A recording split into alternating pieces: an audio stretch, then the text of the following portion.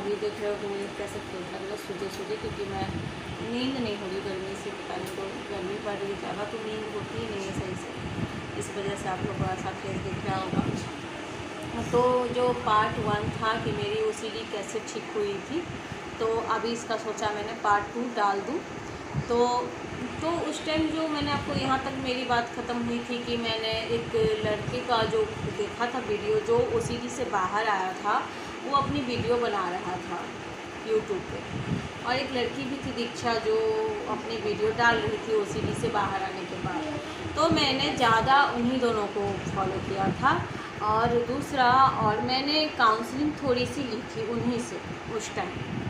तो बस इसमें देखिए, आप जैसे कई लोग आते हैं मेरे पास, तो उनका एक सवाल बड़ा अजीब सा लगता है मुझे कि जब वो समझ गए कि उनको OCD है तो उनको समाधान की ओर बढ़ना चाहिए, लेकिन वो इस सब में नहीं बढ़ते हैं। कई लोग अपना खुद बस क्वेश्चन आंसर में उलझते रहते हैं कि ऐसा अगर आया तो ऐसा होता है क्या, ऐसा जैसा जैसा उनका मन उनके सामने रखता है विषय, वैसा ऐसा उनको लगता है कि अगर मैं इनसे पूछ लूँ, अगर मैं अगले से पूछ लूँ तो मेरा मन शांत हो जाएगा, लेकिन ऐसा तो कुछ होता नहीं है। मैं तो सबसे यही कहती हूँ कि मेरे को भी जब पता लगी थी उस टाइम कि मुझे OCD है, तो मैं समाधान की ओर बढ़ गई। मुझे क्वेश्चन का तो ये नहीं था कि ये ऐसा होता है या नहीं होता है, मुझे लेना देना नहीं था। तो मैं काउंसलिंग 1 महीने की ली थी, बट अपने ऊपर बहुत मेहनत की थी। देखिए, काउंसलिंग लेना ही, अब कई लोग हैं कि अब मैं उनको ये लगता है कि अगर काउंसलिंग हम ले रहे हैं तो अब अगला अब ऐसा कुछ मंत्र कहेगा कि हम ठीक हो जाएंगे। जी ऐसा थोड़ा नहीं होता।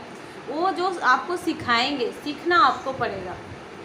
लेकिन कई लोग हैं कि सीखना नहीं चाहते, वो अपने ऊपर मेहनत नहीं करना चाहते, वो बस चाहते कि बस मेरे को कुछ ऐसा पॉइंट मिले कि मैं सुन लूँ और ठीक हो जाऊँ। तो ये नहीं है भाई, मन की विषय है।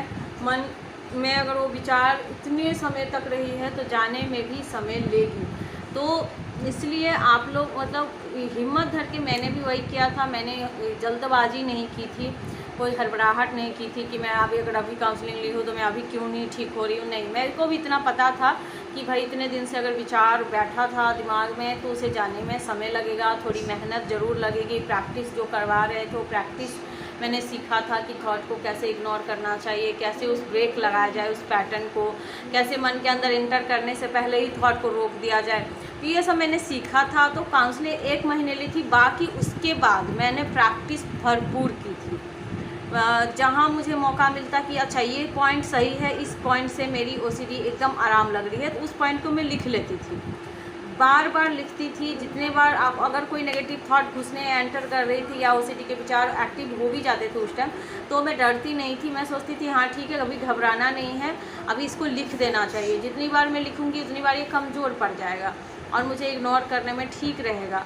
तो मैं बहुत मेहनत की थी, कम से कम अपने ऊपर 1 महीने काउंसलिंग और साल भर अपने ऊपर लगाया था बहुत अच्छे तरीके से। मुझे एक ही थी कि मैं मजबूत होना चाहती हूँ, मुझे कभी ये लाइफ में दोबारा, और ये ठान के मैं आगे बढ़ी थी। देखिए, तीसरा सपोर्ट ये भी है कि भगवान का साथ भी बहुत ज़रूरी है। आप लोग कहोगे कि ये क्या है भाई, जी मन के मजबूती के लिए भगवान का साथ बहुत ज़रूरी है। उस टाइम यही हुआ कि जब मुझे रिलीजियस OCD थी 2011-12 में, तो भगवान से मुझे, जैसे सबके साथ होता है कि भगवान से मैं दूरी बनाने लगी। मुझे लगा कि सब कुछ भगवान करे, लेकिन ऐसा नहीं था। मैंने जब समझा कि भाई OCD एक विचार ऐसा है नेगेटिव जो आपका माइंड इतना गेम खेलता है, तो सब कुछ फिर मैं भगवान से कनेक्ट हुई थी। भगवान भी देखिए, अगर भगवान से कनेक्ट हो आप तो आपको मन का एक मजबूती आराम से मिलता है। वो थॉट से लड़ने के लिए एक हिम्मत जो आती है ना, वो भगवान से आती है। अब बाकी अपने तरफ से तो आप प्रयास कर ही रहे होते हो तो ज़रूर जीत जाते हो। लेकिन अगर 3rd लेवल पे OCD चली गई है, बहुत समय लग गया है और आप एकदम ध्यान मतलब काउंसलिंग भी लेना चाह रही है, आपको अब जल्दबाजी है कि भाई कोई भी काउंसलिंग अगर आए, अभी ले रहा हूँ तो अभी ही मुझे ठीक हो।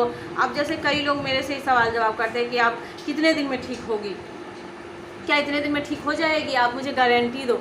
देखिए, ऐसा कहाँ से गारंटी दे दूँ मैं।